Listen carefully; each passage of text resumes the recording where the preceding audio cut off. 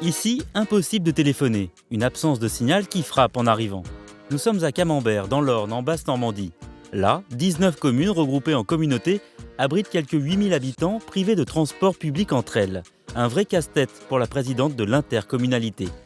Les gens sont assez éloignés les uns des autres. Les endroits où il y a de l'emploi sont essentiellement le Sap et Vimoutiers. Donc on comprend bien qu'il faut se déplacer pour venir travailler. Il faut se déplacer pour venir dans les commerces. La présidente s'est donc battue pour obtenir une subvention afin de permettre la mise en place d'un service de transport individuel. Du bricolage, tant rien n'est fait pour prendre en compte la spécificité de ces territoires. On essaye de nous dire, mais regroupez-vous, habitez tous dans la même ville, il n'y aura pas de réseau, il n'y aura pas de route à entretenir. Mais ce n'est pas ça le monde rural. Le monde rural, c'est justement cette dispersion que certains recherchent. Et ça demande de la part des élus, effectivement, de se battre. Le dynamisme, c'est aussi lui, Guy Romain, maire de Vimoutiers et conseiller général de l'Orne. Sa ville, il la rêve comme une vaste zone commerciale, preuve de sa vitalité. Alors, voir un commerce fermé, ça lui est insupportable. Ce qui pleut sur l'un dégouline sur l'autre, c'est toujours ce qu'on dit. Et donc, quand il y en a un qui ferme, malheureusement, ça se répercute sur les autres. Mais quand il y en a un qui ouvre, c'est un avantage pour les autres. Mais le maire n'a pas que la bosse du commerce. Pour assurer l'activité dans sa ville, la mairie subventionne près de 80 associations, aussi bien sportives que culturelles. L'offre médicale a aussi été soignée. Depuis 2008, la désertification a été anticipée. Sur les 7 médecins que compte la ville, 4 sont étrangers, comme cette médecin généraliste belge.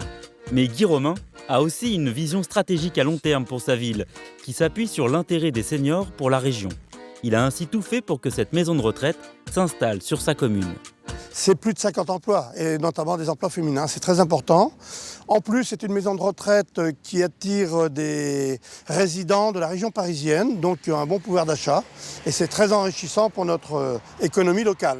Emploi, transport, télécommunications, les combats sont les mêmes dans toutes les zones hyper-rurales. Avec 26% du territoire et 5% de la population, elles ont le sentiment d'être le parent pauvre de la politique territoriale. C'est le constat d'Alain Bertrand, auteur d'un rapport qui sonne comme un signal d'alarme. Une espèce de sentiment que certains deviendraient des sous-citoyens. Par exemple, pour aller à un distributeur de billets, il va falloir 10 km bientôt. Internet, c'est non. Le téléphone, il faut en avoir 5 dans la poche. Les études des enfants, c'est à 300 km.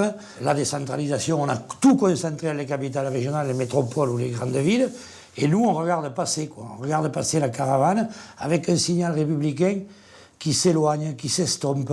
Une impression renforcée avec la baisse des dotations d'État. Une nouvelle contrainte que les élus ruraux devront compenser par leur bon sens, estime le président de la Commission des affaires économiques du Sénat. C'est pas parce qu'on a moins de moyens qu'on va baisser les bras. Voilà, c'est clair.